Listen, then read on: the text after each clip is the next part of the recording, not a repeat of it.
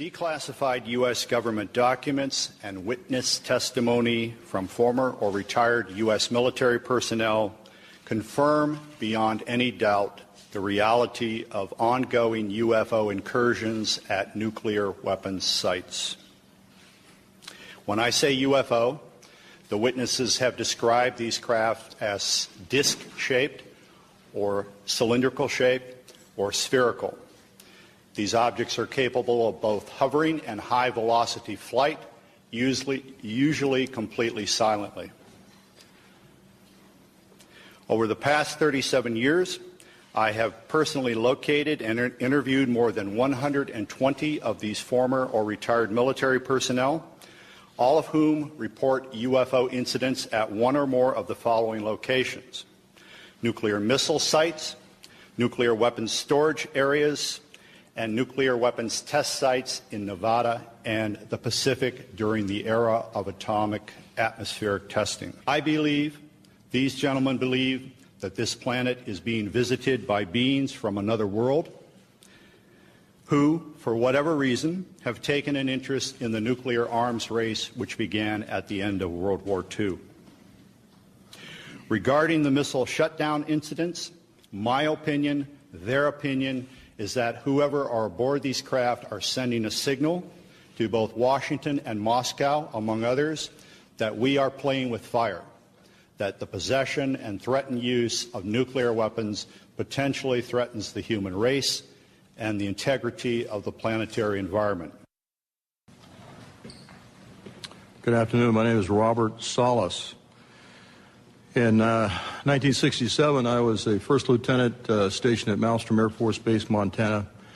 I was a missile launch officer, and on March 24th, 1967, I was on duty at what we called Oscar Flight. It is a underground capsule hardened site, about 60 feet underground. We had security guards topside.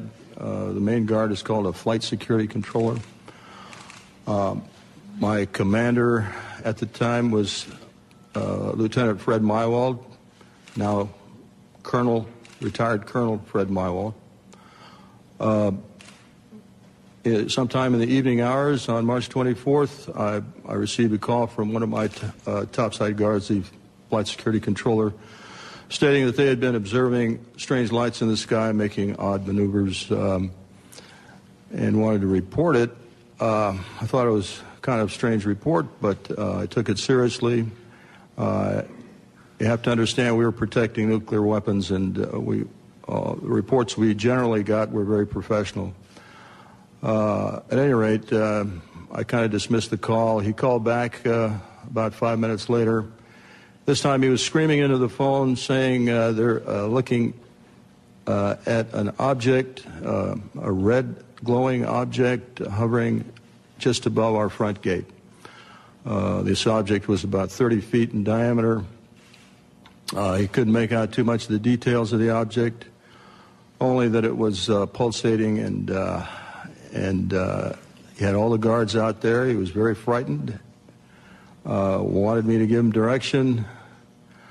I think I said something like, make sure nothing comes inside the perimeter fence. He immediately hung the phone up. I went to wake my commander, Fred Mywald, who was taking a rest break, started to tell him about the phone call, and just as I told him, our missiles began going into what's called a no-go condition, or unlaunchable. Essentially, they were disabled while this object was still hovering over our site, our launch control facility. At that point, we went through our procedures. He reported back to the command post the incident. We also had some security lights, meaning security incursions at some of the launch facilities. So I called the guard back upstairs and directed that a security team be sent out. At this point, the guard told me the object had left at high speed. Again, silent, no noise. The The security guards got out to the launch facility and reported back that they were seeing this object again. They also lost radio contact. This incident terminated at that point. We reset the security alarms, but the missiles themselves were still disabled. We had to call in for maintenance teams to come out and bring them back up on alert. The main indication we got from our equipment was this was guidance and control system failure. I want to emphasize that the security people upstairs had no control authority over. They had no equipment up there, no ability to affect any kind of system shutdown on our missiles. All the control systems were underground. We were relieved the next morning. I reported back to the command post, the base, Malmstrom, reported to our squadron commander. He was white as a sheet, didn't know how to explain the event. I asked him specifically if it could have been an Air Force exercise, and he assured me that it was not an Air Force exercise. There was also a member of the Air Force Office of Special Investigations in the room. He ordered us to not ever talk about this. I even signed a non-disclosure statement to that effect. This was, and I didn't talk about it until 1994. I was able to come across a little paragraph in a book called Above Top Secret by Timothy Good. And on page 301 of that book, there's a short paragraph about missiles being shut down while UFOs were overhead. At that point, with the help of Mr. James Klotz, my investigator, we requested the Air Force to send us documents about this shutdown, not mentioning the word UFO. We did get the Air Force to declassify what we'll call the Echo Flight incident.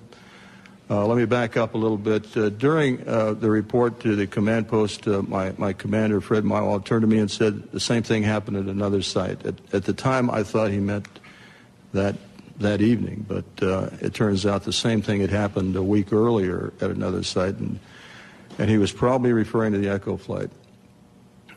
At any rate, at that point, when we got the Echo Flight incident declassified, I felt I was able to come forward and start talking about it because I thought that's where I was. It wasn't until later I found out it was at Oscar Flight, and I realized that not only our flight had gone down, 10 missiles, but the Echo Flight also went down about a week earlier on March 16th.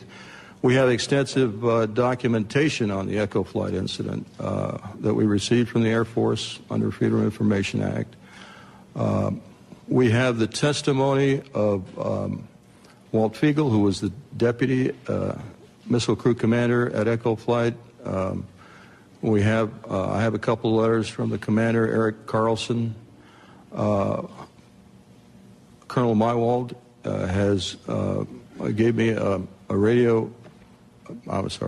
a telephone interview about this in 1996, and I've got that on tape, and he's given me permission to use that. So we've got audio recordings of some of these witnesses. We've got written statements. We've got documentation from the Air Force. All of this supporting what I just told you.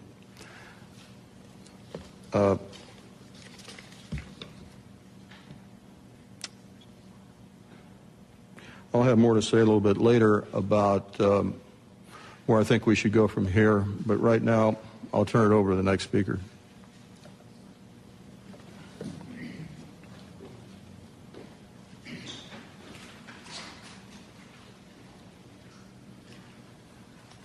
Good afternoon. My name is Dwayne Arneson. I'm going to give an adjunct testimony to what Bob has already spoken about. After graduating from college with degrees in physics and math, I entered the Air Force, got a commission, and served 26 years as a communication electronics officer in positions all over the world, including Vietnam. My highest clearance held was top secret crypto special compartment information talent keyhole. For those that know clearances, you got to be almost squeaky clean to get that. Back in 1967, I was officer in charge of the Communications Center at the 28th Air Division in Great Falls, Montana. I was also the crypto custodian. I was a top secret control officer for the division, and I passed out nuclear launch authenticators. In March of that particular year, I can clearly recall a message coming through my communications center which basically said what Bob has already talked about, that a UFO did in fact shut down several missile silos in Montana. Not being a missile type, I didn't know Oscar flight from Echo flight, so I couldn't relate to any of those details. But the fact was that missiles were shut down by them. Later on, in mid-70s, about 1975, I was commander of a radar site in Maine, which was adjacent to Loring Air Force Base. Periodically, my security cop and I met with the SAC security police. And on two occasions that I can recall distinctly, they told us that UFOs were seen over the nuclear weapons storage areas at Loring Air Force Base, which was a SAC bomber base, as some of you may well know. I don't know what the details were. I don't know if any nukes were damaged or deactivated. I never saw a report on that, so I really can't say. That is history. After retiring from the Air Force, I went to work for Boeing as a computer systems analyst. Bob didn't mention this, but one of my first supervisors at Boeing was Robert Kaminsky. He has since passed away. He was the engineer selected by Boeing to go out and investigate the UFOs, the missiles that were shut down. He living close by where I lived in Washington State. We got together frequently on Saturday to discuss UFOs and other topics. And he says, Arnie, those things were perfectly clean, and they did not go down by themselves. He then went on to say that halfway through the investigation, the Air Force sent Boeing a message which said, stop the investigation and do not, repeat, do not send us a report. He told me that personally on 2 or 3 different occasions, and no hesitation at all. In conclusion, I've studied UFOs for over 60 years, believe it or not, and I am convinced that somebody out there is trying to send us a message. If I knew who they were, I probably would not be here. Thanks for your time.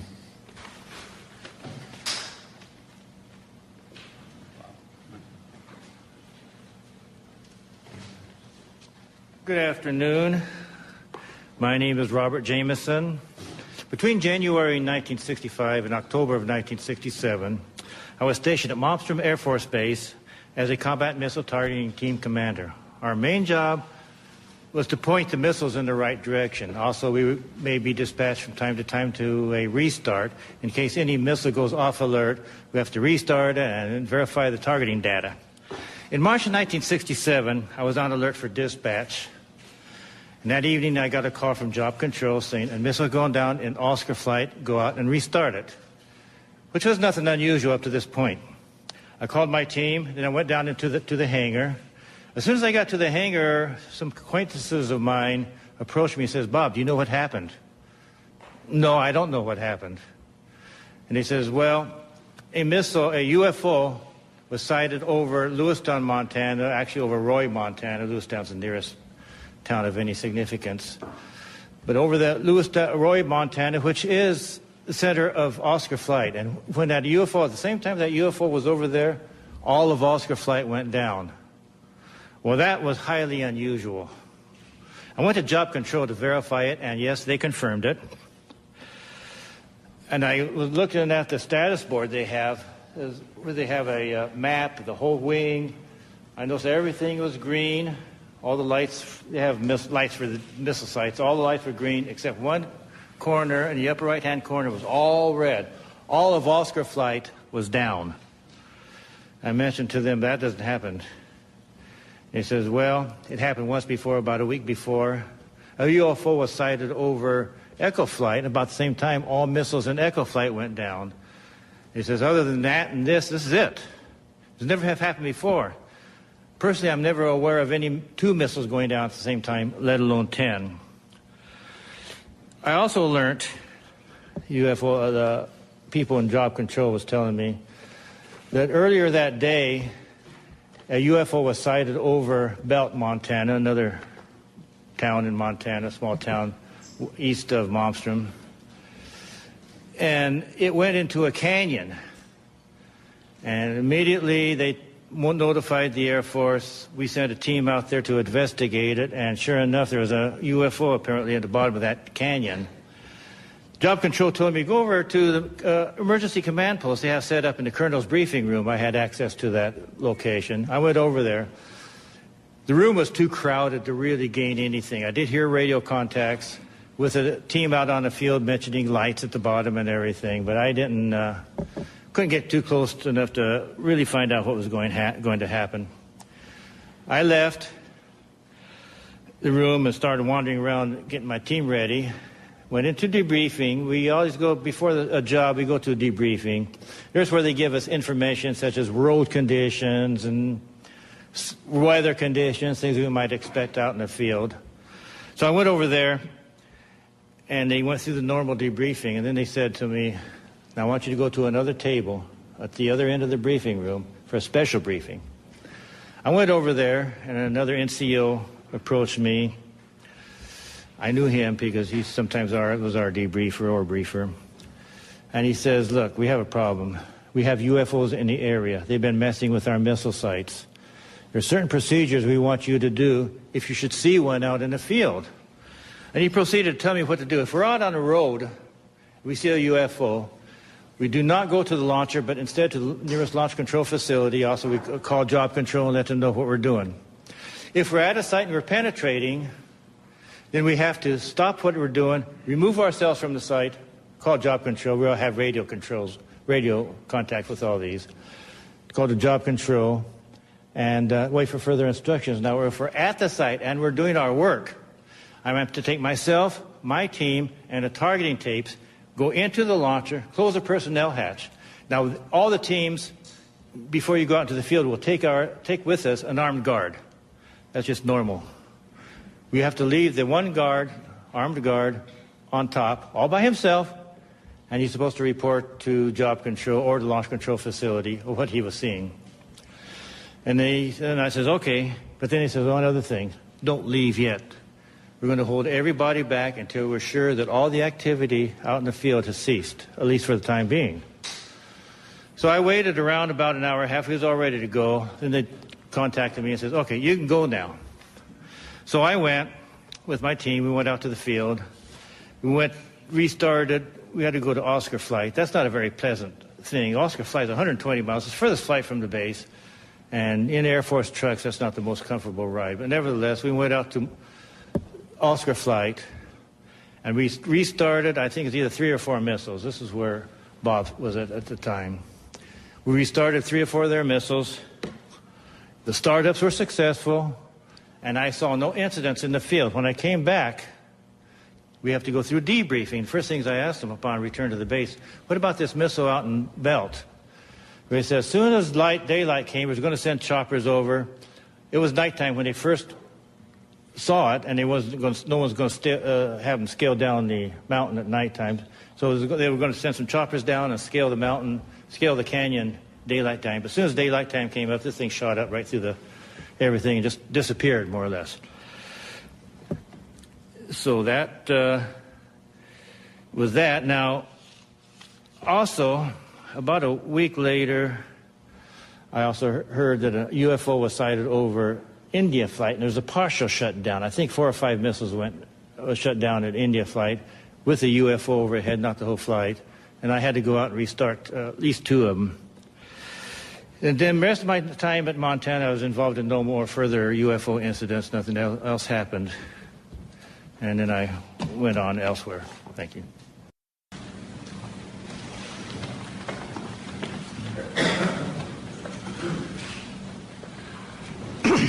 Good afternoon. My name is Charles I. Halt. I retired from the U.S. Air Force in 1991 as a colonel. During my military career, I was base commander of 2 large installations, and at the time of my retirement, I was in the Department of Defense Inspector General's office with total inspection oversight of all services and all service agencies. In 1980, I was reassigned from the Pentagon to RAF Bentwaters as a deputy base commander. At that time, Bentwaters was one of the largest tactical fighter wings in the world. We had the 2 base complex, Woodbridge and Bentwaters in England, and 4 FOLs in Germany, and 2 additional standby bases. In December 1980, early in the morning, several of our security policemen discovered strange lights in the forest in East Anglia, just outside the back gate of RAF Woodbridge. 3 patrolmen, Sergeant Peniston, Airman Burrows, and Airman Cabanasac, actually were dispatched into the forest and approached a craft. They reported it being triangular, approximately 3 meters on a side, dark metallic in appearance with strange markings. They observed it for a period of time, and it very quickly and silently vanished at high speed. Initially, I was not aware of all the details. I was only told of strange lights, and I was sure there was a logical explanation. 2 nights later, at the family Christmas party, we were interrupted. The on-duty flight commander for the security police squadron, Lieutenant Bruce England, came and approached the base commander and I. He was white as a sheet. He said, "It's back." We said, "What's back?" He said, "The UFO." Well, we still were, I should say, non-believers at that point. Since my boss had to do the presentations, I was tasked, unfortunately, to investigate. So I went home and changed clothes. I really expected to find a logical explanation. I took several security policemen with me, a disaster preparedness NCO who took an APN-27, a Geiger counter, and a camera. I also had my small cassette recorder I carried everywhere when I was on duty. I was taken to the supposed site. We found indentations approximately 1.5 inches deep, approximately 6 to 8 feet on a side, and radiation of 8 to 9 times normal background radiation. Not enough to be dangerous to somebody, but significant. We also found broken branches on the trees. While we were milling around trying to make sense of the whole thing, one of the individuals with me suddenly spotted something. Off through the forest was a bright, glowing object. The best way I can describe it, it looked like an eye. It was bright red with a dark center. It appeared to be winking. It would sort of wink. It was shedding something like molten metal. It was dripping off it. It silently moved through the trees, avoiding any contact. It bobbed up and down, and at one point it actually approached us. We tried to get closer. It receded out into the field, beyond the forest, and silently exploded into 5 white objects. Gone.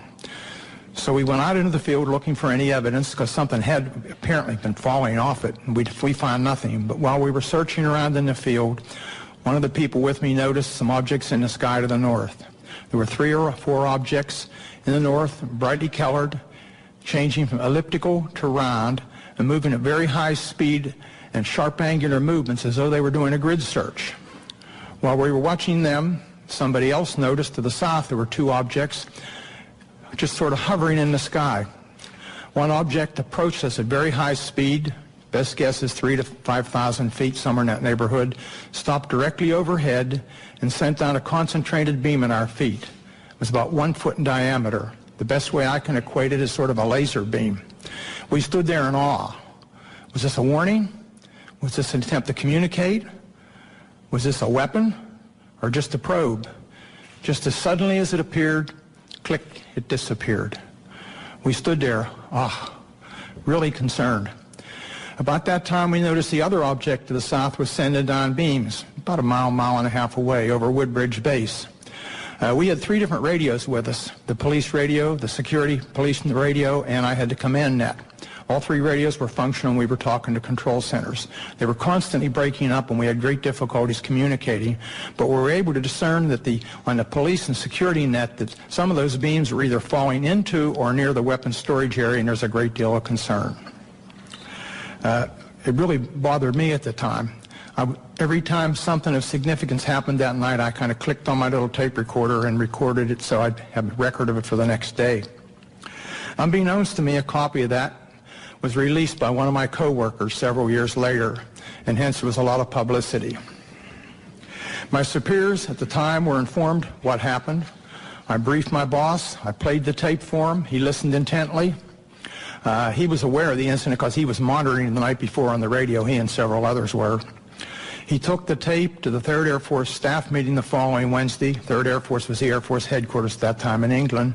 Played it for General Baisley, the commander and staff. They all sat silently. The decision was, it happened off the base, so it's a British affair. In other words, they were loath to get involved. So my boss came back and threw me the tape recorder, and I said, well, what do we do, boss? He said, get with Squadron Leader Moreland, who was the British liaison officer, and do a report. It's their problem, not ours. Gosh, here I am kind of caught in the middle, and I'm a junior guy here. Whoa, why did I ever get involved? Well, Squadron Leader Moreland was on vacation in Wales at the time. He came back, and he was quite upset that he was in the middle of the thing, too. So he said, well, write a memo. So I wrote I shall call it a cleaned up memo, just kind of unexplained lights, just to kind of get them to come out and investigate and look into the thing. Well, I gave it to Moreland, and unbeknownst to me, Moreland sent a copy to his superior at 3rd Air Force. I didn't know that at the time.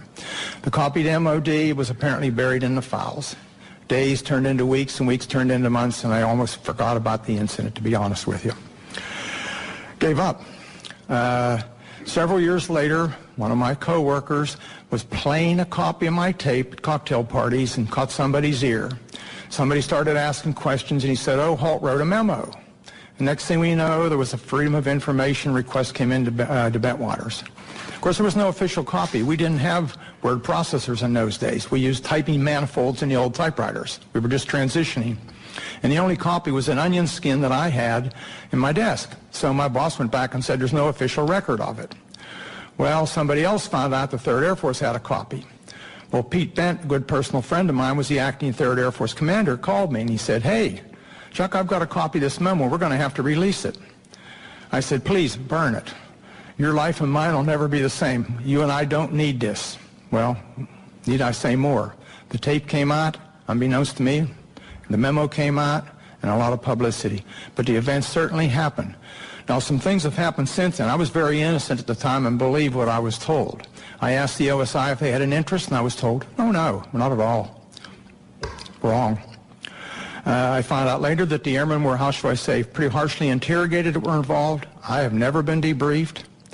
I also found out later that the tower operator, both the tower operators at Bentwaters saw an object and picked it up on their Bright 2 radar and watched it. I found out that the tower operator in the weapons storage area actually saw something, as did a comm man who was working there and saw it go down into the forest near us. And also several other people around the base saw it. It's kind of interesting. What did we see? I have no idea what we saw that night. I do know it was under intelligent control, and in my personal opinion, it was either from another dimension or extraterrestrial.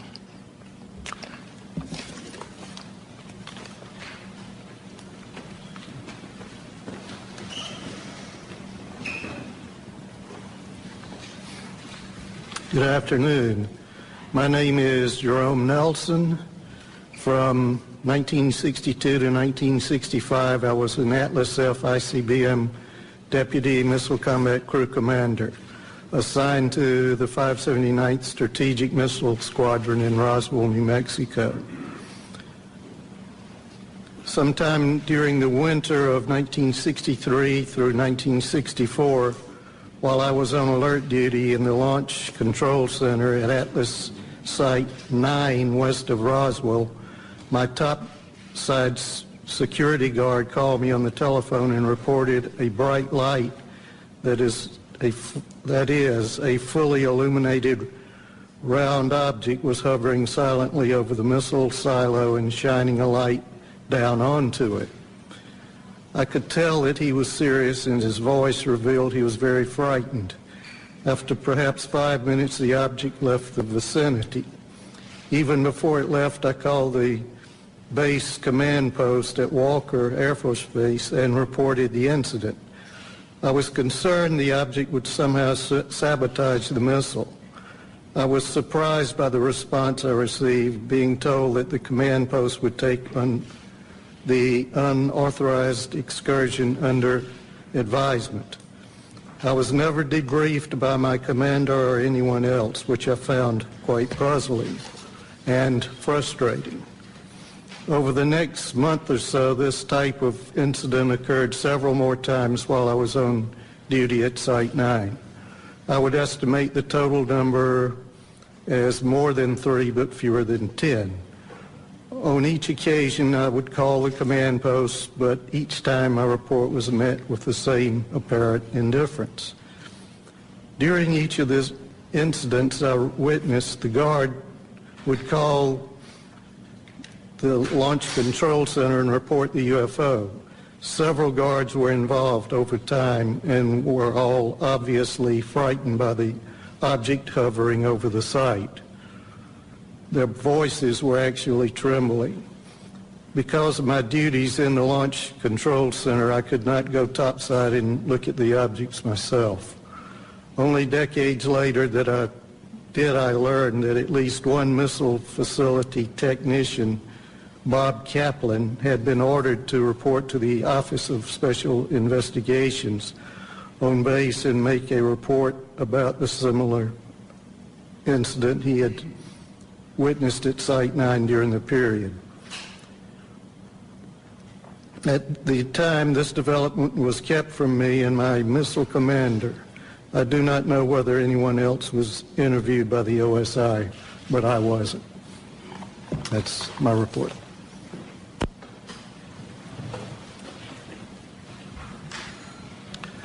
Well, good afternoon, ladies and gentlemen. My name is Patrick McDonough, and I'm here today to relate an experience that happened to me in September of 1966. It's 44 years ago, but that experience was so significant, it was basically burned in my memory. I haven't forgotten about it at all.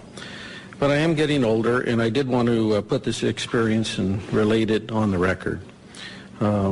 A little background on me: I had enlisted in the Air Force in Berkeley, California in first week of November 1962. At the onset of the Cuban Missile Crisis, it was going. I felt patriotic. And up to that time, I had been studying engineering in college. I had 3 years of engineering. And the Air Force, considering my background, trained me to be a geodetic surveyor. And I was assigned to 1381st Geodetic Survey Squadron in Orlando, Florida. We basically, in 1965, we moved to Warren Air Force Base in Wyoming. On average, I would spend 9-10 months a year on temporary duty, surveying for latitude and longitude at our missile sites and aircraft bases for positioning missile and aircraft guidance systems.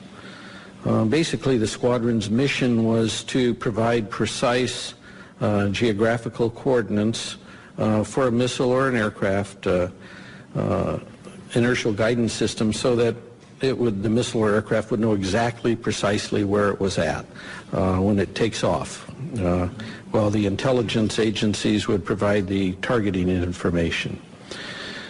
In early September of 1966, myself and 2 other airmen, Airman First Class Al Kramer and a Airman Third Class Charlie Coates, we were temporarily assigned to Malmstrom Air Force Base, and were ordered to provide or perform the initial geodetic surveys for the last 50 missile sites there. There already was 150 Minuteman I sites, and we were putting in the last 50 for the wing.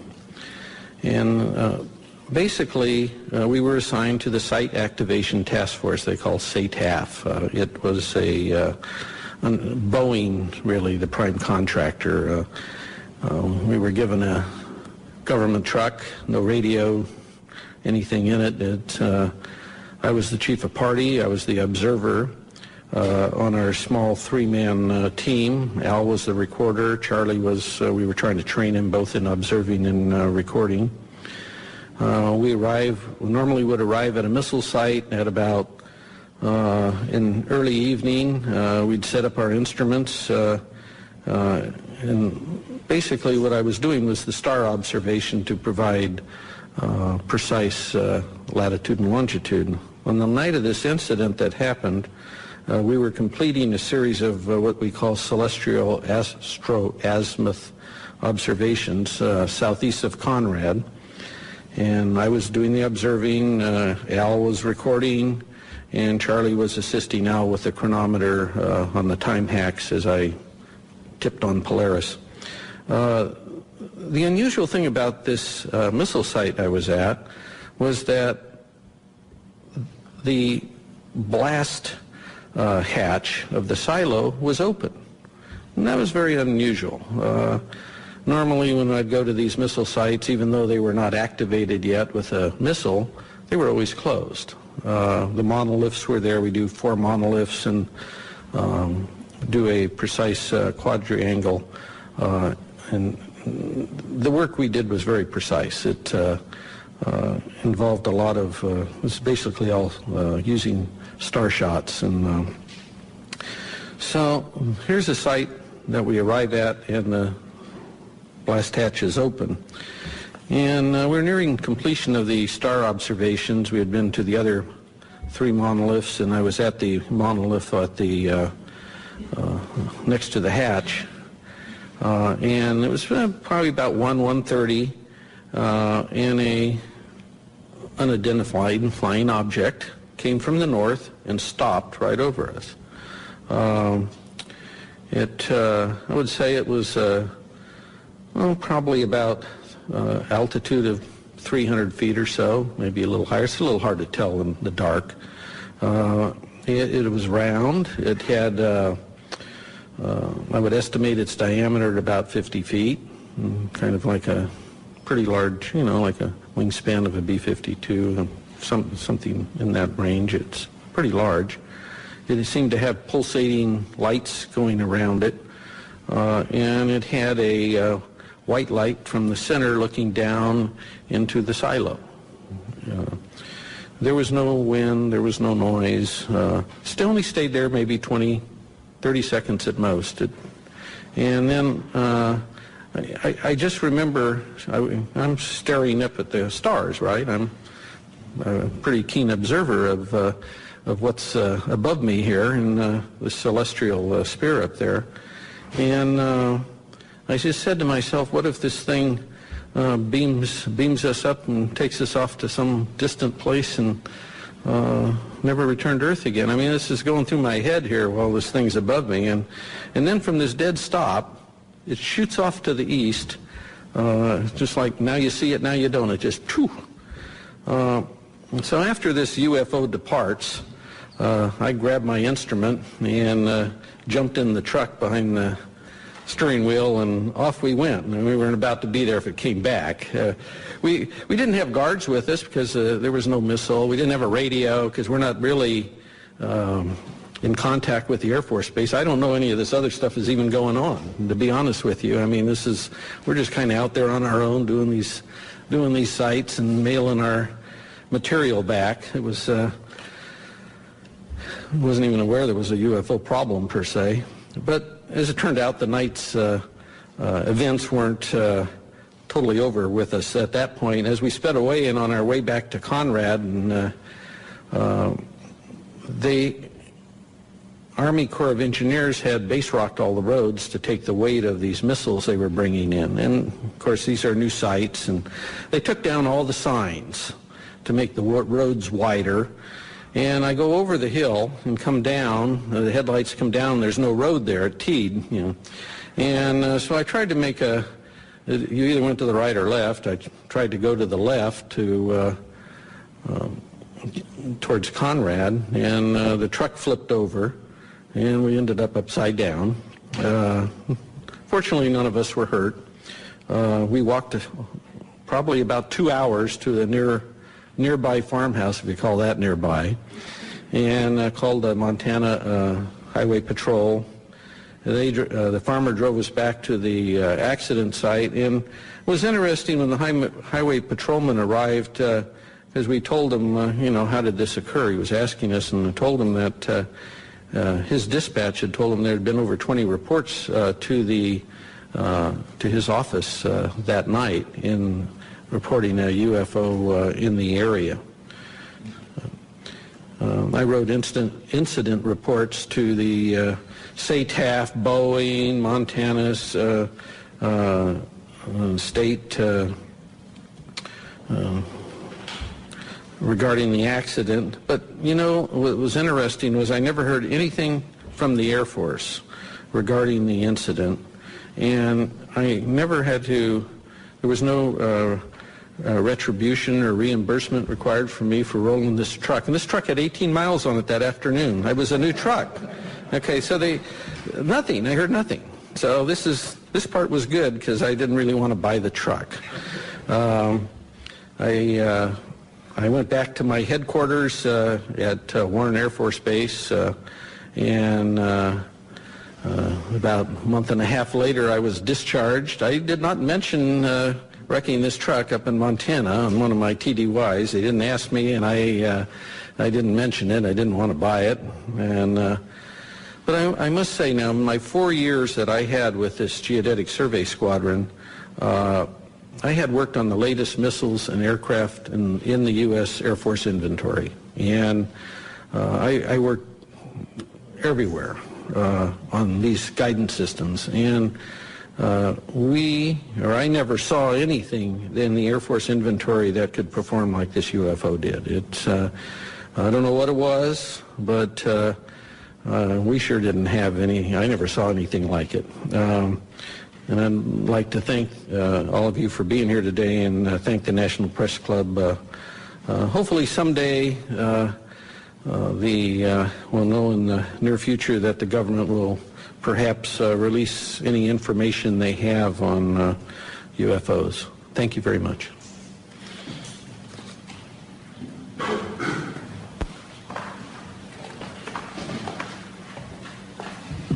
Hello, everybody. I'm Bruce Fenstermacher. I don't have any exciting stories like rolling a truck with 18 miles on it.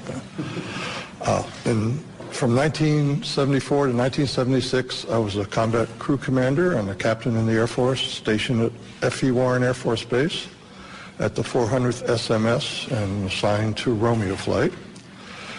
In the fall of 76, my deputy, who I'll call Sam because he's not given me permission to release his name, we were on alert, trying to stay awake. We were listening to the conversation between the flight security controller of the topside NCO and the strategic alert team, the security alert team, the SATs.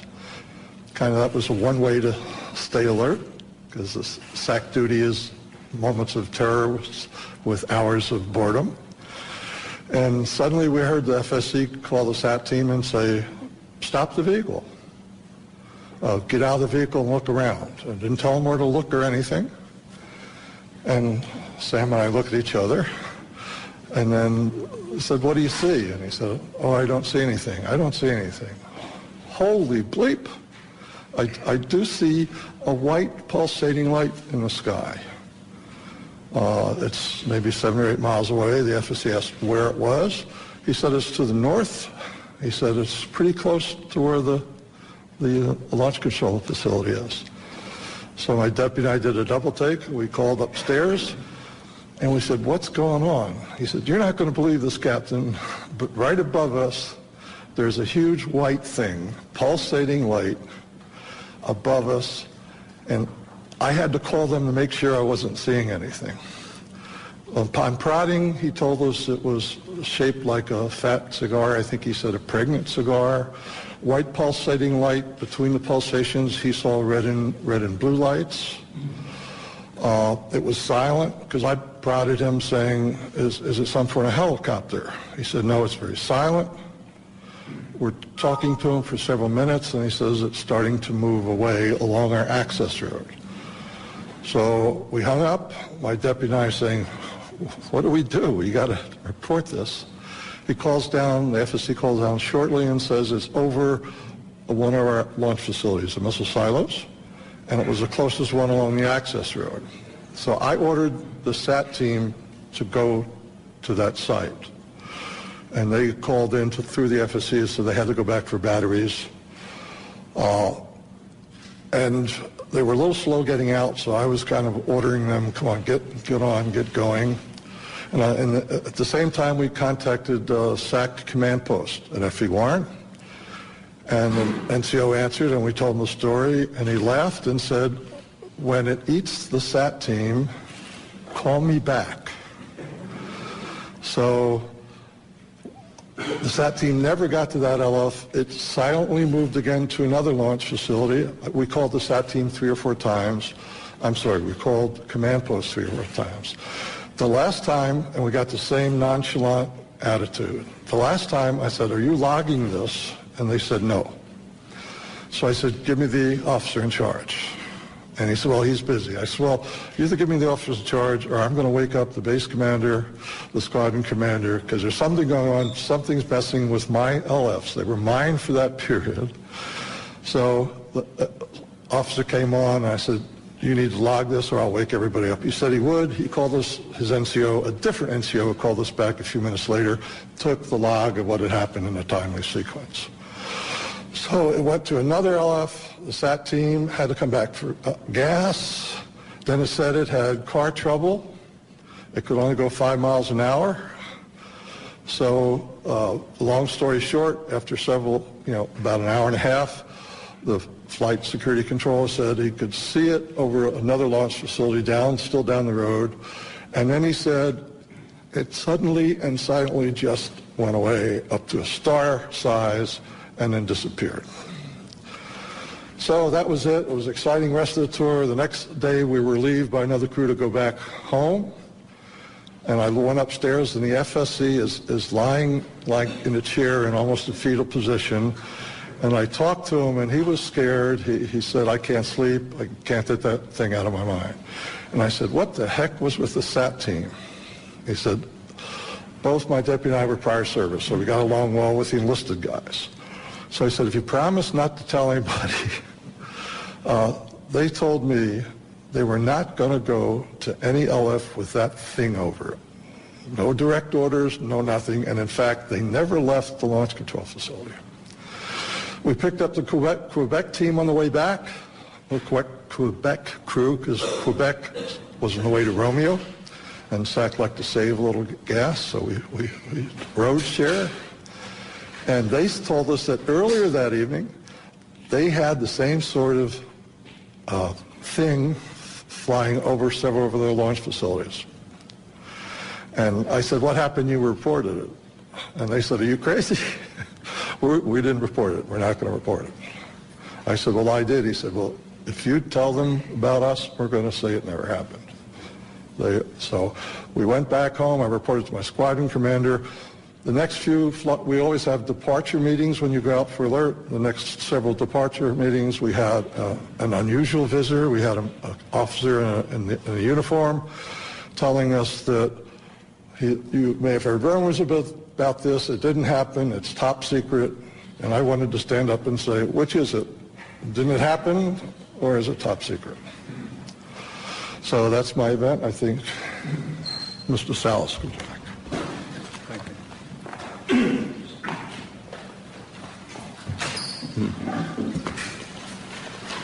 What you have heard here today is evidence of a phenomenon.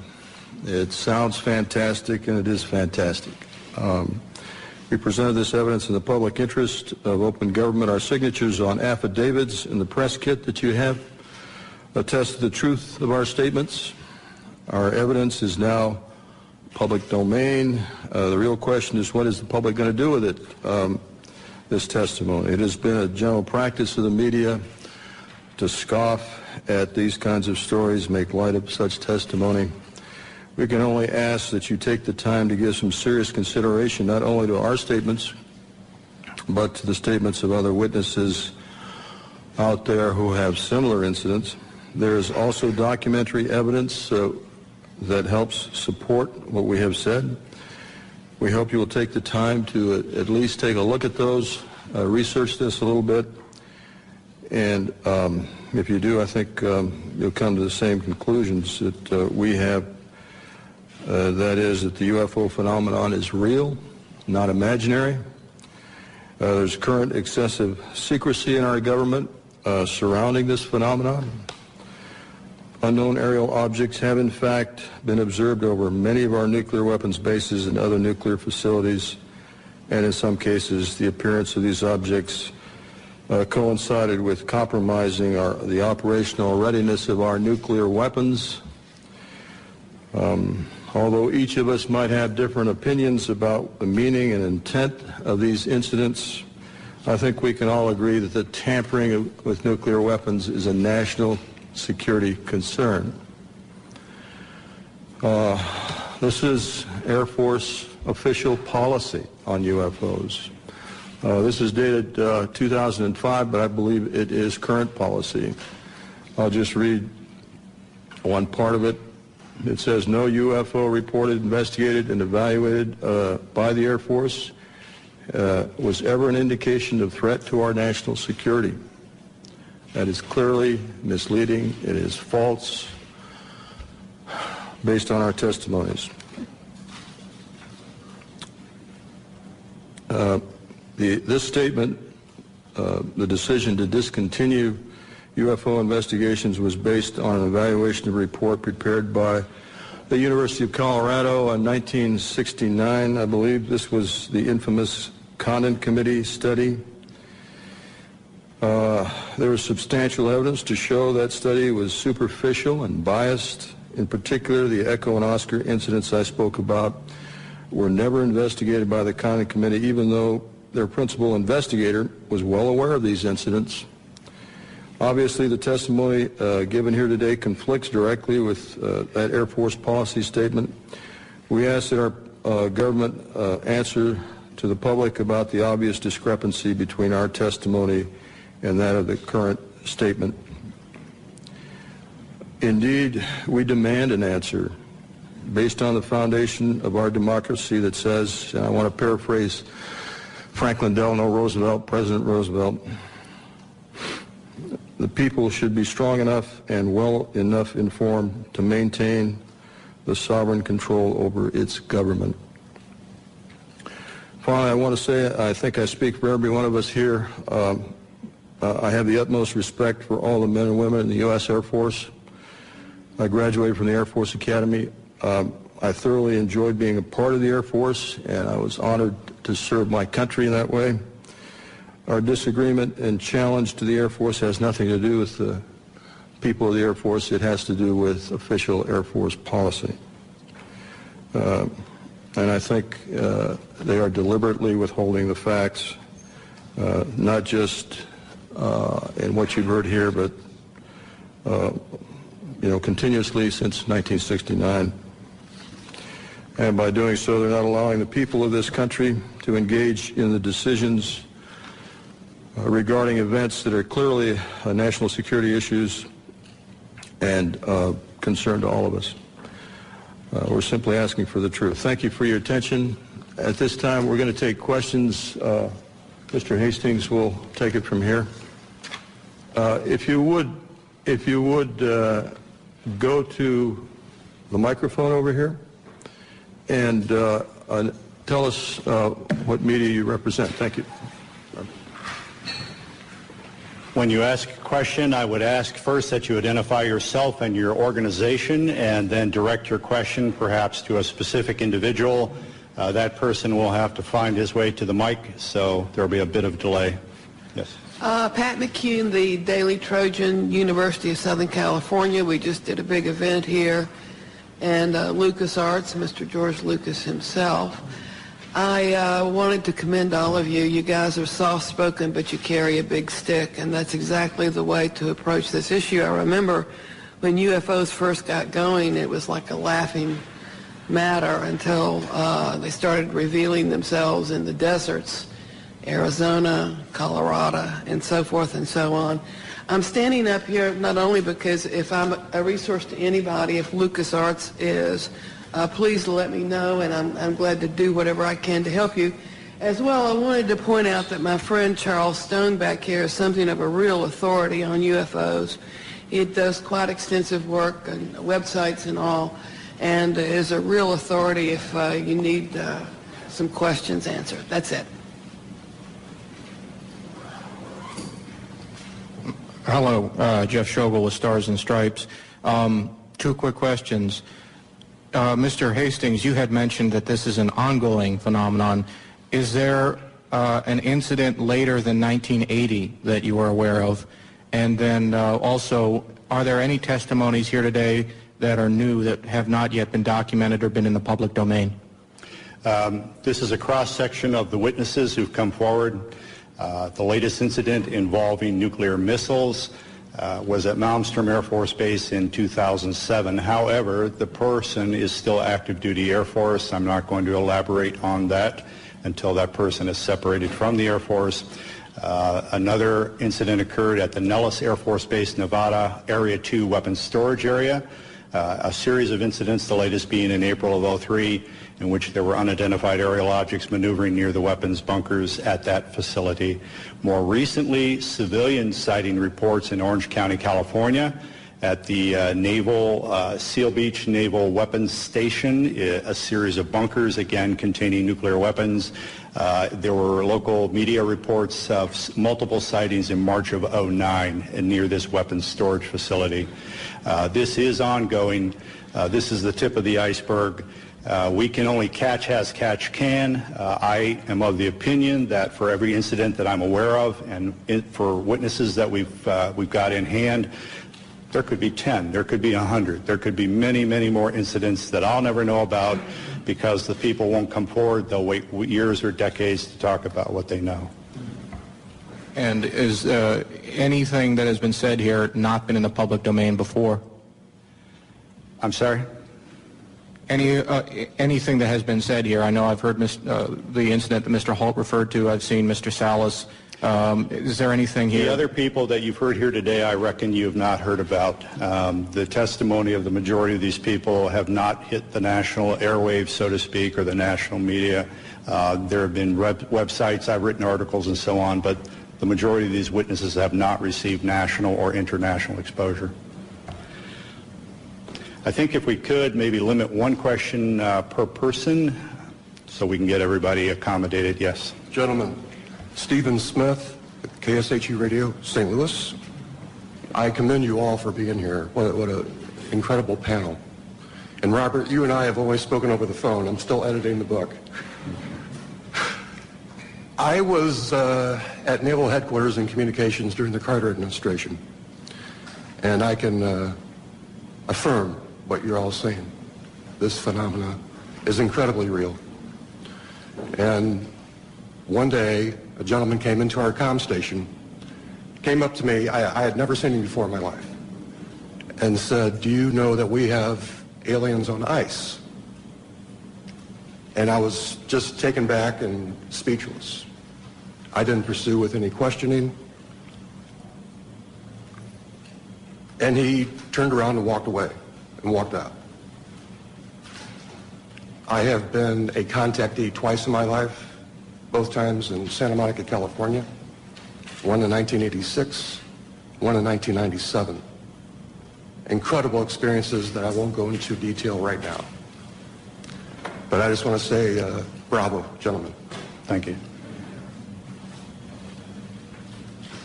Spencer Ackerman with Wired. Mr. Hastings, could you elaborate on why you've speculated that the unidentified flying objects that all of you have described possessed the agenda of trying to tell us to turn away from our path of use of nuclear weapons? Are there other potential explanations that you've considered and found less plausible? Is there a possible offensive threat to the world from these UFOs? As I said in my introductory remarks, that's speculative on my part. However, given the available evidence, that is a plausible scenario. We can clearly say, based on radar data, which are empirical, not anecdotal, that these objects have been tracked since the early 1950s, if not earlier, traveling up to 7,000 miles per hour, making right-angle turns at high rates of speed, instantaneously hovering, reversing course. If we or the Russians or any country on Earth had those kinds of craft in the early 50s, Why have we spent the last several decades developing fixed-wing aircraft of far inferior abilities?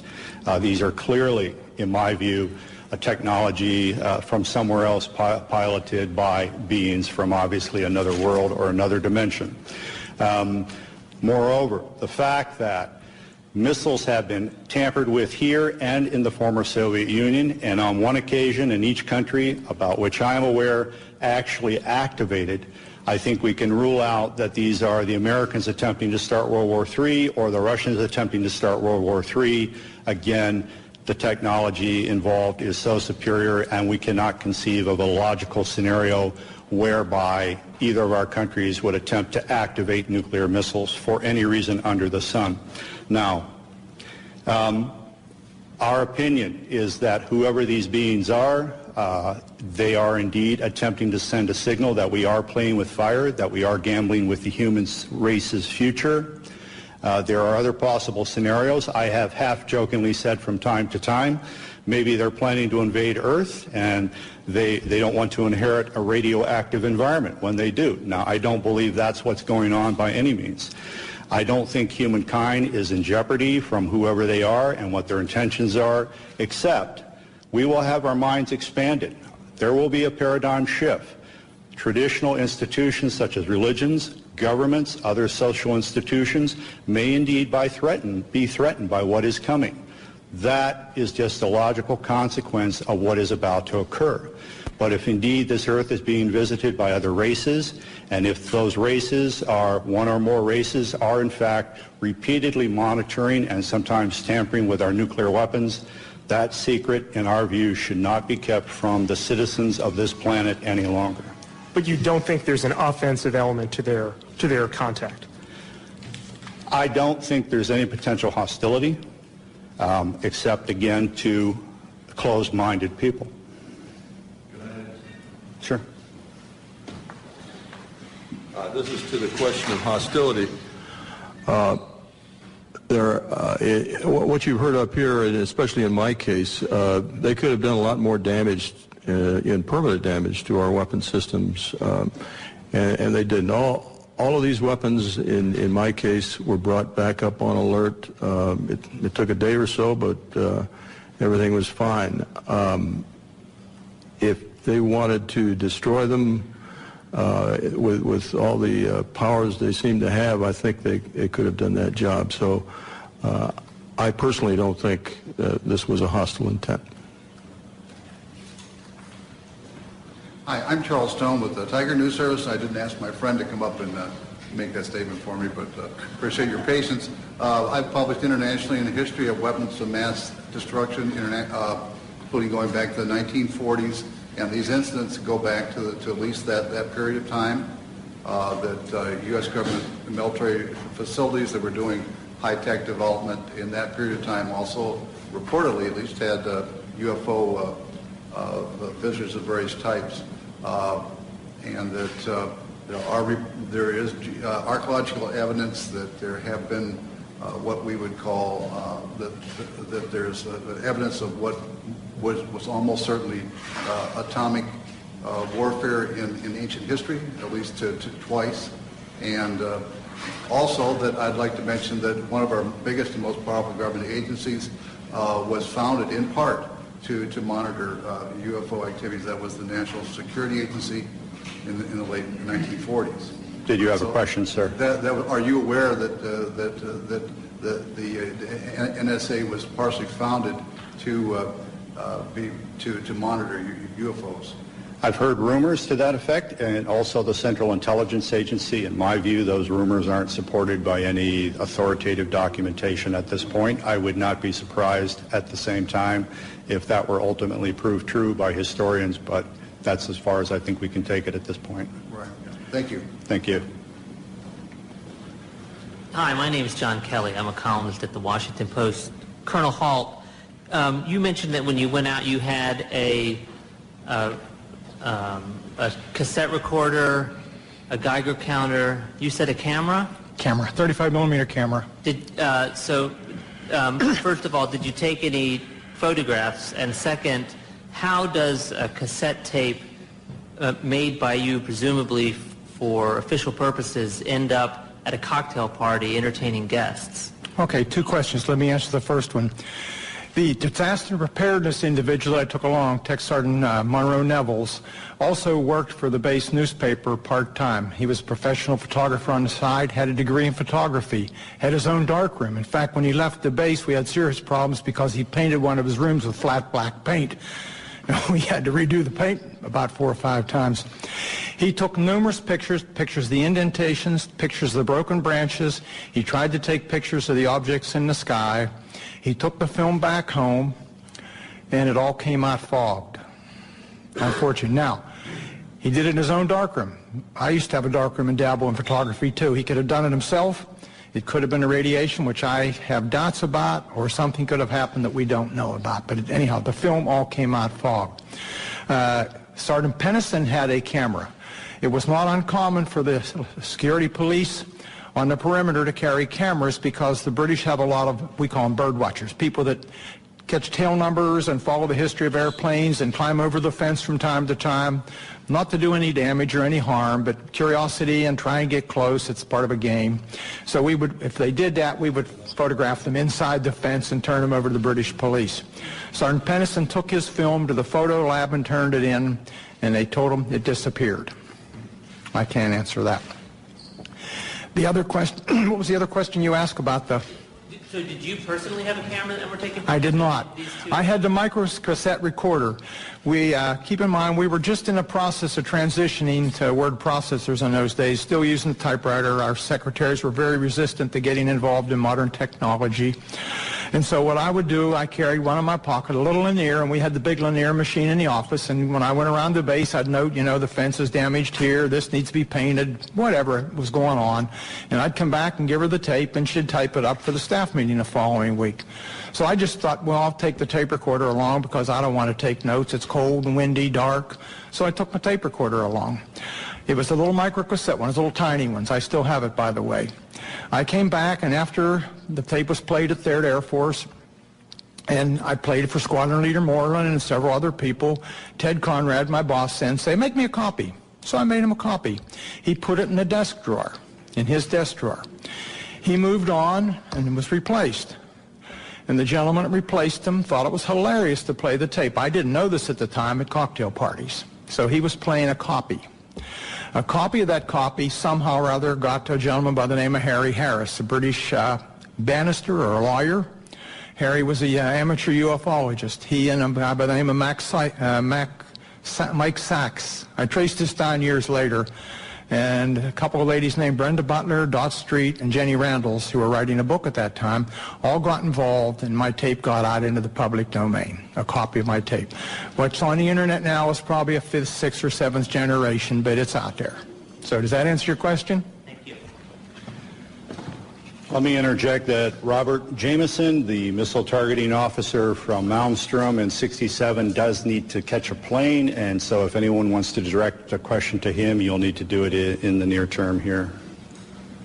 Hi, Ledge King with Gannett, Washington Bureau. I have 3 questions, 2 of which can be answered by raising a hand. The first is, have any of you been contacted in the last month, I guess, whenever this event was being planned, by a government official telling you not to show up or trying to dissuade you? Any of them? Any of you? No. Second question is, Mr. Hastings alludes to the fact that there's a message being sent here that we ought to get rid of nukes. How many of you subscribe to that theory? The theory that you support getting rid of nukes, first of all. I don't think he said that. Well, what you're being asked is, Bob and I are of the opinion that the bottom line is the best explanation for what has taken place at our nuclear weapons sites is that whoever are in the UFOs are in effect sending a message, perhaps getting rid of nukes, expressing displeasure or concern, but certainly indicating an interference with the weapons. You're being asked whether you subscribe to that or not. You support? Not quite to that degree. I think they're modernists. Make sure we don't mess things up. Do all of you support getting rid of nuclear weapons? Show of hands. One. Okay. Can I just add? Sure. With regard to The reason I came to the conclusion that this was a message was simply, again, they could have done a lot more destruction, I think, to our weapon systems, and they didn't. It was simply shining a light on our nuclear weapons, and literally shining a light on nuclear facilities. This has happened all over the world. I can point to other instances where UFOs came over, shone a beam down on the weapons storage area where nukes were stored. To me, it's pretty clear. This is just, we're shining a light on this. We're pointing it out. What are you people doing with nuclear weapons? And my final question, which does require somebody to speak, is, you've talked about how society and the mainstream media sort of are very dismissive of all this. Can one or two of you talk about sort of the personal journey you've come to in terms of, approaching family or friends or others about this when people may think it's kooky to talk about this? Can one or two of you talk about how was it difficult? How difficult was it? That sort of thing. Thank you. Well, as a person who is very, very skeptical about this, what I call UFO nonsense, when that happened that night and I thought through the process of what the logical explanations are, after that I was very careful about who I told what, because some of my friends, when I started on this, just laughed. So I got ridiculed. I was used to the ridicule from the Air Force, except for the dual standard. We're going to ridicule, but it's secret and don't talk about. And coming out was my... I came out a little bit. I talked to Robert. I gave him a little bit of the story. I didn't want my name to come out. I was concerned. I don't want to be considered a kook. I don't want to, because I consider, not so many anymore, but I consider some of the extremists a bit kooky. But I think it's more important that we come out and tell our story rationally and see that we aren't kooks, and this is what happened, and make your own judgment. But one of my concerns is that you all think I'm a kook, and I'm old enough that I don't really care that much because it happened. So is that okay? How old are you? 68. Going on 95. I would briefly add to that I made a decision decades ago that no matter who laughed at me or threw things at me, I would speak what I knew to be the facts. The world is filled with self-appointed UFO experts, persons who have all the answers, even though they've studied none of the facts. The scientific community is chock full of those folks. Journalism, frankly, is chock full of those folks. We're presenting credible witnesses for open minds, people who have an objective sense of their duty to inform the American public about the reality of the situation. We're providing you not only these witnesses, but many other witnesses who can testify as to the reality of all of this, and you may draw your own conclusions. I'm Lisa Pham from Epoch Times newspaper. My question is towards Mr. Arneson. You mentioned someone over there trying to send us a message. I wonder what kind of a message. Do those aliens consider our Earth people have a threat to them, or they just try to defend, or they try to come here to occupy, take over Earth? What kind of a message do you think? If I knew that answer, I wouldn't be here. I really don't know. But they're trying to tell us something without a question. Whether it's don't go much further, get rid of the things, I don't have any idea. Are they from the extraterrestrial? Who knows? Are they from other dimensions? Who knows? Are they from underneath the Earth? Who knows? Your guess is as good as mine, and I can't answer that question. Anything else? The government are trying to conceal this information, the fact actually, for all those years.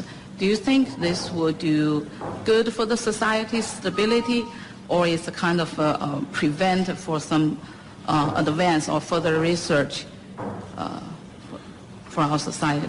No, that's That's a big one. We have been lied to for so many decades about the truth of the matter, and I think we need to have more openness in society as far as what these things are.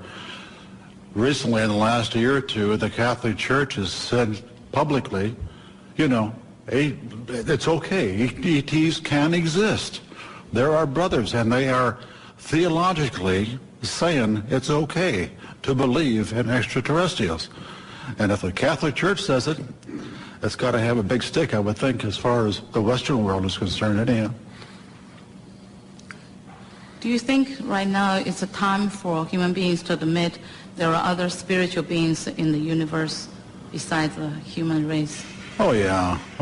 I think that's the thing is, people are so wrapped up nowadays in their own world. They're worried about jobs. They're worried about mortgages. They could care less about UFOs and ETs and paranormal events and whatnot. That isn't even on their radar scope. Unfortunately, but that's... I understand that. I haven't spoken to college students that much myself, but I understand that that is a fact. Yeah. And that's healthy. I think that's goodness.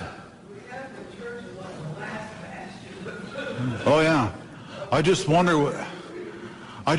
what's in the archives in the Vatican as far as UFOs and things like that are concerned. If that could be released, wow, I bet it would blow the socks off a lot of people. That would be interesting. Okay. Let me. You asked what would the potential changes be for society? Would this be good? Let me briefly summarize and say, in 1975, a former CIA official, Victor Marchetti, wrote a best-selling book called The CIA and Cult of Intelligence. The CIA took him to the Supreme Court to attempt block publication of that book. Ultimately, a redacted version of it was released. It was the first book in American history to be censored by the U.S. government. This same Victor Marchetti, in 1979, wrote an article for Second Look magazine. The title, I believe, was How the CIA Views the UFO Phenomenon. He said, among other things, this subject was so sensitive that you did not talk about it in the agency unless you had a need to. Nevertheless, there were rumors floating around at the highest levels of CIA about recovered crashed UFOs and the bodies of their crews. Thirdly, Victor Marchetti said, in his opinion, as an intelligence analyst with CIA for I think 11 years, he was of the opinion that no government on earth will voluntarily release this information because it would jeopardize the status quo, i.e. their power. Even if there's no hostile intent or implication to the visitation of these beings, if indeed these are extraterrestrials, even if they're not meaning us any harm whatsoever, governments have nothing to gain and everything to lose by admitting the reality of this. And Victor Marchetti's opinion is that this will probably come out, by some action on the part of the phenomenon itself, which will leave no doubt in anyone's mind. But don't expect Washington or Moscow or any other government to volunteer the reality of all of this. Thank you. I'm Jim Canan. I'm a defense writer of long standing in this town for Gannett Newspaper's Business Week magazine, and I was senior editor of Air Force magazine. I'm going to ask a question, but I want to contribute something. When I was on Air Force magazine, I was told by an Air Force colonel of long acquaintance that this was real and that we were actually dealing with the aliens. I never had the guts to write. He said, you won't have the guts to write this. I said, no, because I have to confirm it. And if you can't tell me how to confirm it, he did give me a couple names, but it didn't pan out.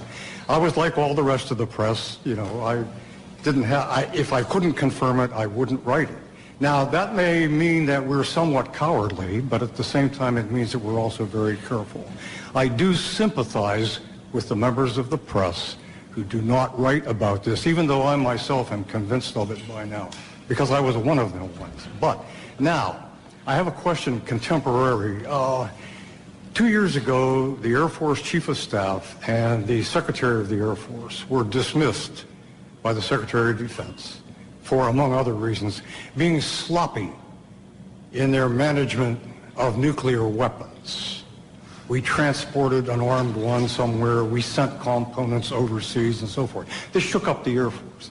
I want to ask you gentlemen in the aggregate or individually, do you think that this evidence of malfeasance ranks up there with not telling the public about alien or UFO intrusion at nuclear sites? Is there an equation there?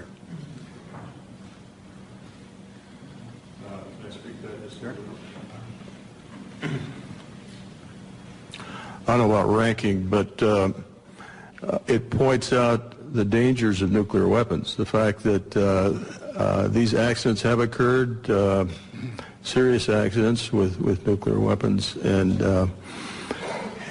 it just points out how dangerous it is that we have them. I don't know how to compare that with the cover-up. I'd have done an analysis of the cover-up, and I'd be glad to give it to any of you guys that are interested. But I think it's related in the fact that the cover-up of the fact that the UFOs did intercede with our nuclear weapons is extremely important. May I add something?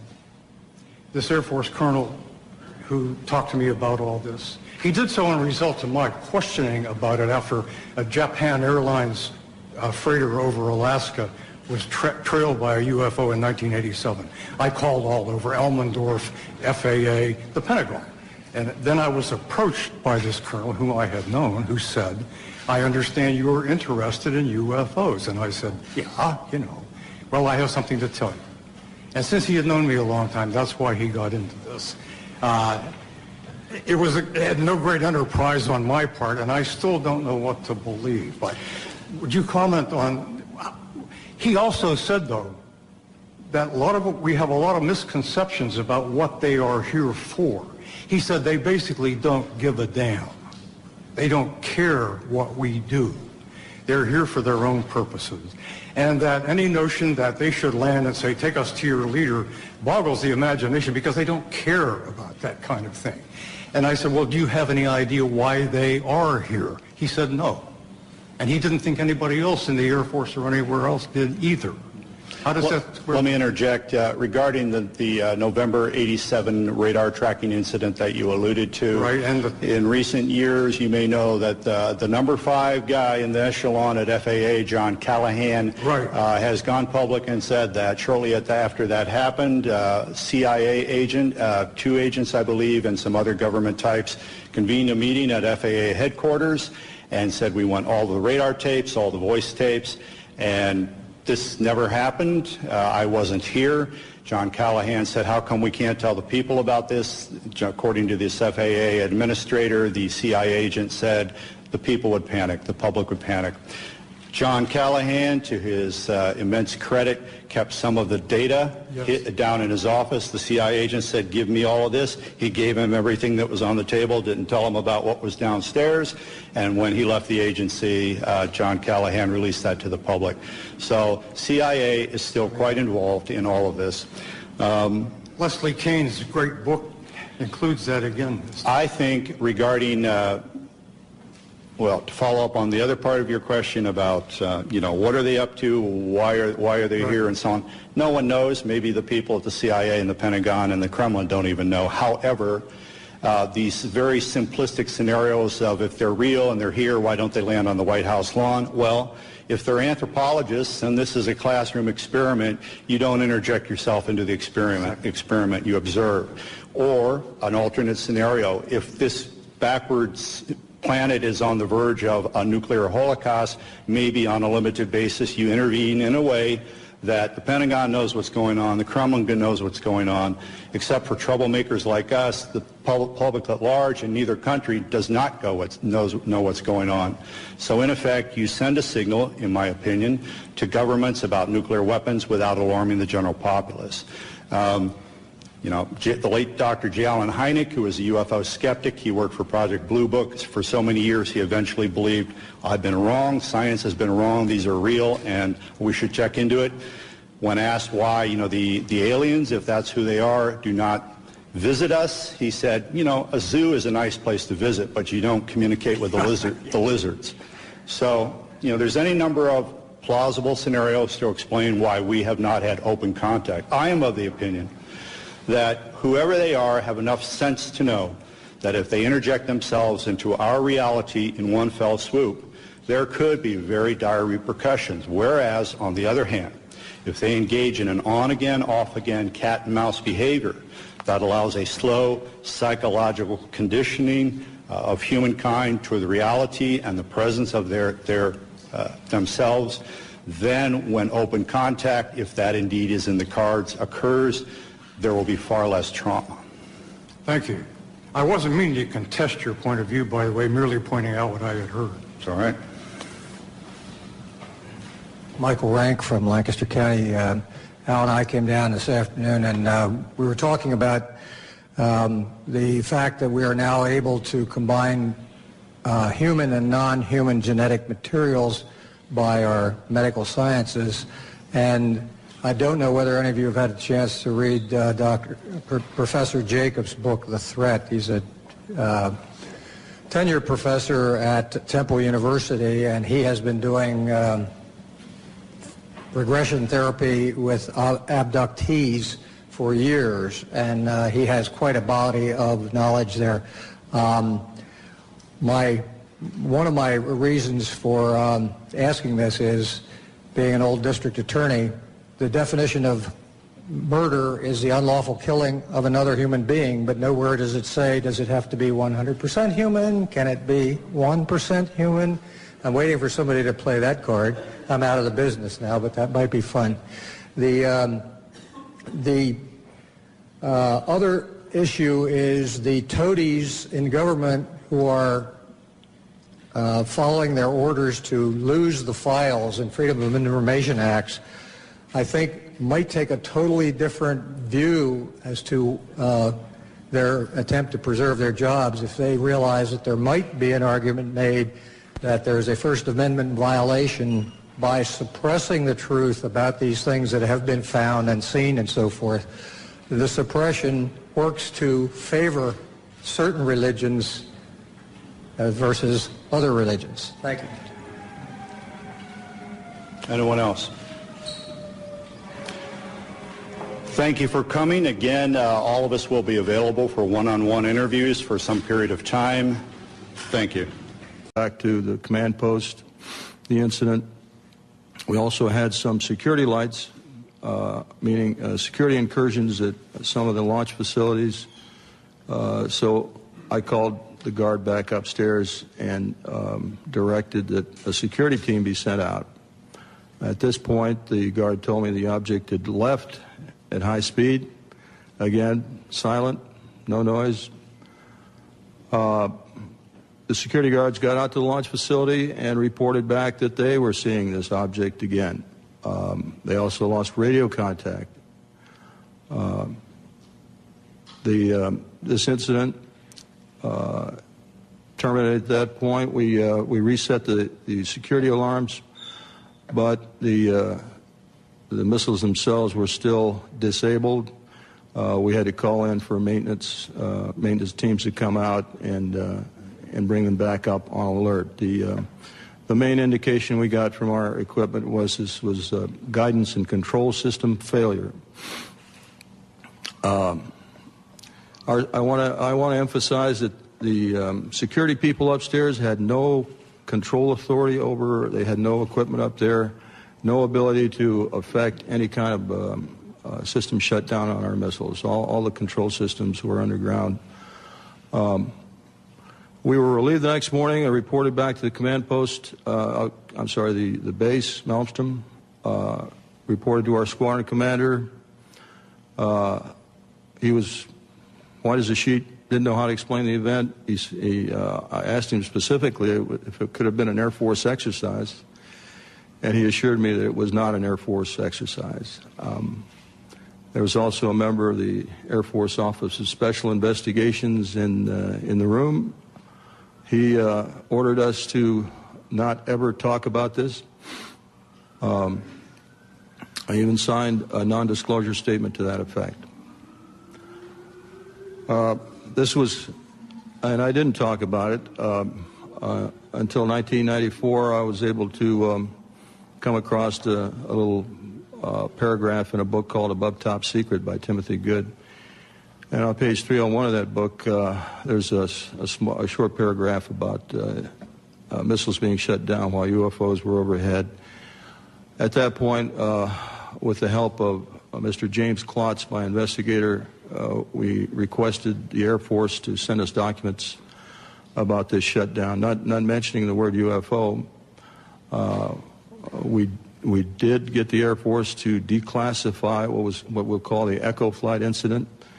Let me back up a little bit. During the report to the command post, my commander, Fred Mywald, turned to me and said the same thing happened at another site. At the time, I thought he meant that evening, but it turns out the same thing had happened a week earlier at another site, and he was probably referring to the Echo Flight.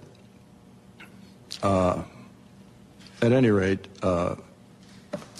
at that point, when we got the Echo Flight incident declassified, I felt I was able to come forward and start talking about it because I thought that's where I was.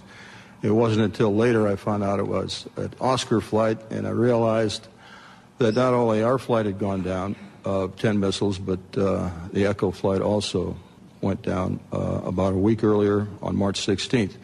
We have extensive documentation on the Echo Flight incident that we received from the Air Force under Freedom of Information Act. We have the testimony of Walt Fiegel, who was the deputy missile crew commander at Echo Flight. I have a couple letters from the commander, Eric Carlson. Colonel Mywald gave me a telephone interview about this in 1996, and I've got that on tape, and he's given me permission to use that. So we've got audio recordings of some of these witnesses. We've got written statements. We've got documentation from the Air Force. Missile goes off alert. We have to restart it and verify the targeting data. In March of 1967, I was on alert for dispatch. And that evening, I got a call from Job Control saying, a missile going down in Oscar Flight, go out and restart it, which was nothing unusual up to this point. I called my team, then I went down into the hangar. As soon as I got to the hangar, some acquaintances of mine approached me and says, Bob, do you know what happened? No, I don't know what happened. And he says, well, a UFO was sighted over Lewistown, Montana, actually over Roy, Montana. Lewistown's the nearest town of any significance. But over the Roy, Montana, which is the center of Oscar Flight. And when that UFO, at the same time that UFO was over there, all of Oscar Flight went down. Well, that was highly unusual. I went to Job Control to verify it, and yes, they confirmed it. And I was looking at the status board they have, where they have a map of the whole wing.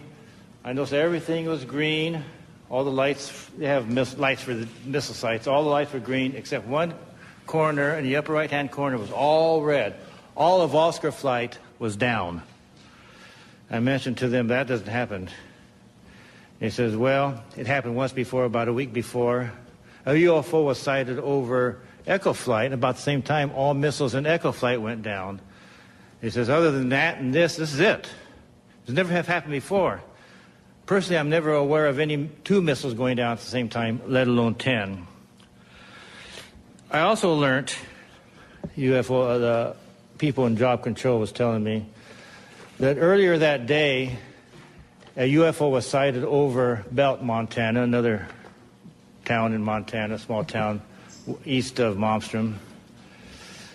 And it went into a canyon. And immediately they notified the Air Force. We sent a team out there to investigate it, and sure enough, there was a UFO apparently at the bottom of that canyon. Job Control told me, go over to the emergency command post they have set up in the colonel's briefing room. I had access to that location. I went over there. The room was too crowded to really gain anything. I did hear radio contacts with a team out on the field mentioning lights at the bottom and everything, but I couldn't get too close enough to really find out what was going to happen. I left the room and started wandering around getting my team ready. Went into debriefing. We always go, before a job, we go to a debriefing. Here's where they give us information such as road conditions and weather conditions, things we might expect out in the field. So I went over there, and they went through the normal debriefing, and then they said to me, now I want you to go to another table at the other end of the briefing room for a special briefing. I went over there, and another NCO approached me. I knew him because he sometimes was our debriefer or briefer. And he says, look, we have a problem. We have UFOs in the area. They've been messing with our missile sites. There are certain procedures we want you to do if you should see one out in the field. And he proceeded to tell me what to do. If we're out on the road, we see a UFO, we do not go to the launcher, but instead to the nearest launch control facility. Also, we call job control and let them know what we're doing. If we're at a site and we're penetrating, then we have to stop what we're doing, remove ourselves from the site, call job control. We all have radio controls, radio contact with all these. Call the job control and wait for further instructions. Now, if we're at the site and we're doing our work, I have to take myself, my team, and the targeting tapes, go into the launcher, close the personnel hatch. Now, all the teams, before you go out into the field, will take with us an armed guard. That's just normal. We have to leave the one guard, armed guard, on top, all by himself, and he's supposed to report to job control or the launch control facility or what he was seeing. And I says, okay, but then he says, one other thing, don't leave yet. We're going to hold everybody back until we're sure that all the activity out in the field has ceased, at least for the time being. So I waited around about an hour and a half. Of course, all of this supporting what I just told you. I'll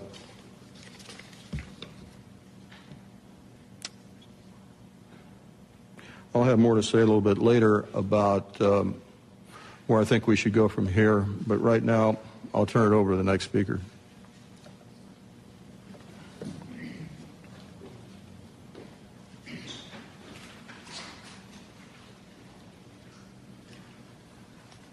Good afternoon. My name is Dwayne Arneson. I'm going to give a kind of an adjunct testimony to what Bob has already spoken about. After graduating from college with degrees in physics and math, I entered the Air Force, got a commission, and served 26 years as a communication electronics officer in positions all over the world, including Vietnam. My highest clearance held was top secret crypto special compartment information talent keyhole. For those that know clearances, you got to be almost squeaky clean to get that.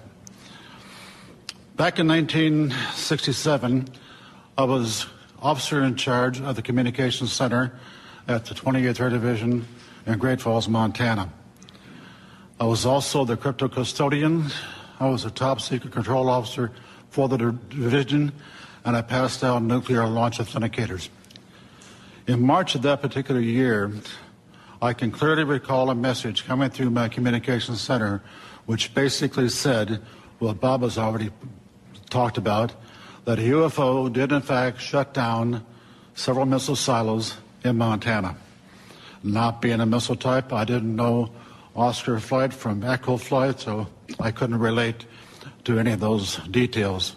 But the fact was that missiles were shut down by them. Later on, in mid-70s, about 1975, I was commander of a radar site in Maine, which was adjacent to Loring Air Force Base. Periodically, my security cop and I met with the SAC security police. And on two occasions that I can recall distinctly, they told us that UFOs were seen over the nuclear weapons storage areas at Loring Air Force Base, which was a SAC bomber base, as some of you may well know. I don't know what the details were. I don't know if any nukes were damaged or deactivated. I never saw a report on that, so I really can't say. That is history. After retiring from the Air Force, I went to work for Boeing as a computer systems analyst. Bob didn't mention this, but one of my first supervisors at Boeing was Robert Kaminsky. He has since passed away. He was the engineer selected by Boeing to go out and investigate the UFOs, the missiles that were shut down. He living close by where I lived in Washington State, we got together frequently on Saturday to discuss UFOs and other topics. And he says, Arnie, those things were perfectly clean, and they did not go down by themselves. He then went on to say that halfway through the investigation, the Air Force sent Boeing a message which said, stop the investigation and do not, repeat, do not send us a report. He told me that personally on 2 or 3 different occasions, and no hesitation at all. In conclusion, I've studied UFOs for over 60 years, believe it or not, and I am convinced that somebody out there is trying to send us a message. If I knew who they were, I probably would not be here. Thanks for your time.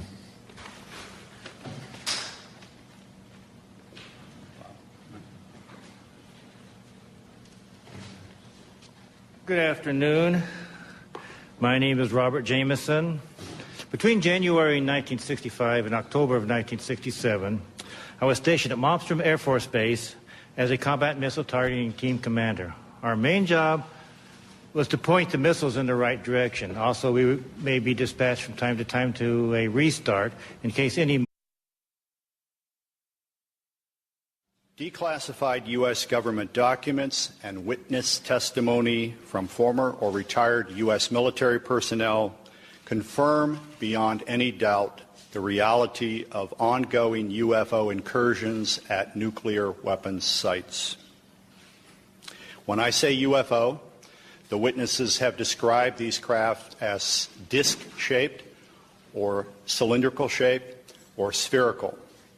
These objects are capable of both hovering and high-velocity flight, usually completely silently. Over the past 37 years, I have personally located and interviewed more than 120 of these former or retired military personnel, all of whom report UFO incidents at one or more of the following locations: nuclear missile sites, nuclear weapons storage areas, and nuclear weapons test sites in Nevada and the Pacific during the era of atomic atmospheric testing. I believe, these gentlemen believe, that this planet is being visited by beings from another world who, for whatever reason, have taken an interest in the nuclear arms race which began at the end of World War II. Regarding the missile shutdown incidents, my opinion, their opinion, is that whoever are aboard these craft are sending a signal to both Washington and Moscow, among others, that we are playing with fire, that the possession and threatened use of nuclear weapons potentially threatens the human race and the integrity of the planetary environment. Good afternoon. My name is Robert Salas. In 1967, I was a first lieutenant stationed at Malmstrom Air Force Base, Montana. I was a missile launch officer, and on March 24th, 1967, I was on duty at what we called Oscar Flight. It is a underground capsule hardened site about 60 feet underground. We had security guards topside. The main guard is called a flight security controller.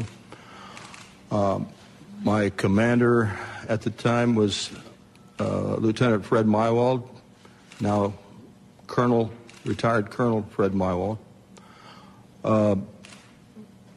Sometime in the evening hours on March 24th, I received a call from one of my topside guards, the flight security controller, stating that they had been observing strange lights in the sky making odd maneuvers and wanted to report it. I thought it was kind of a strange report, but I took it seriously. You have to understand we were protecting nuclear weapons, and the reports we generally got were very professional. At any rate, I kind of dismissed the call. He called back about 5 minutes later. This time he was screaming into the phone saying they're looking at an object, a red glowing object hovering just above our front gate. This object was about 30 feet in diameter. He couldn't make out too much of the details of the object, only that it was pulsating, and he had all the guards out there. He was very frightened, wanted me to give him direction. I think I said something like, make sure nothing comes inside the perimeter fence. He immediately hung the phone up.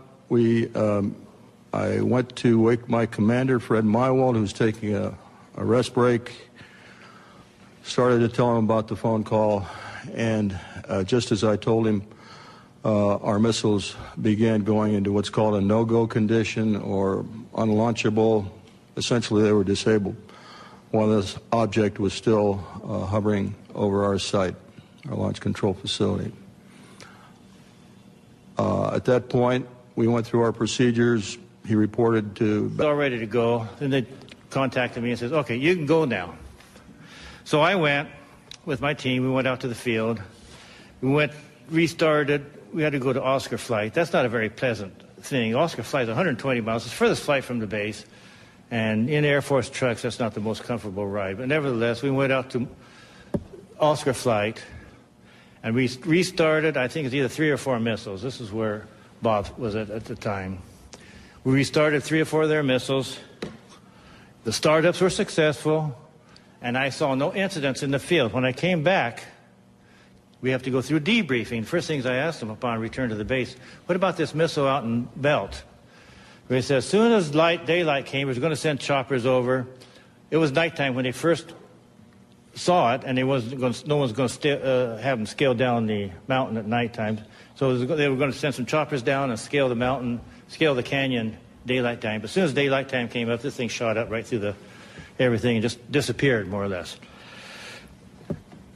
So that was that. Now, also, about a week later, I also heard that a UFO was sighted over India flight, and there was a partial shutdown. I think 4 or 5 missiles was shut down at India flight with a UFO overhead, not the whole flight. And I had to go out and restart at least 2 of them. And then the rest of my time at Montana, I was involved in no more further UFO incidents. Nothing else happened. And then I went on elsewhere. Thank you.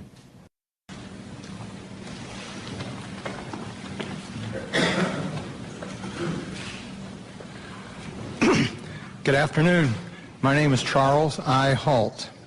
I retired from the U.S. Air Force in 1991 as a colonel. During my military career, I was base commander of 2 large installations, and at the time of my retirement, I was in the Department of Defense Inspector General's office with total inspection oversight of all services and all service agencies. In 1980, I was reassigned from the Pentagon to RAF Bentwaters as a deputy base commander. At that time, Bentwaters was one of the largest tactical fighter wings in the world. We had the 2 base complex, Woodbridge and Bentwaters in England, and 4 FOLs in Germany, and 2 additional standby bases. In December 1980, early in the morning, several of our security policemen discovered strange lights in the forest in East Anglia, just outside the back gate of RAF Woodbridge. 3 patrolmen, Sergeant Peniston, Airman Burrows, and Airman Cabanasac, actually were dispatched into the forest and approached a craft. They reported it being triangular, approximately 3 meters on a side, dark metallic in appearance with strange markings.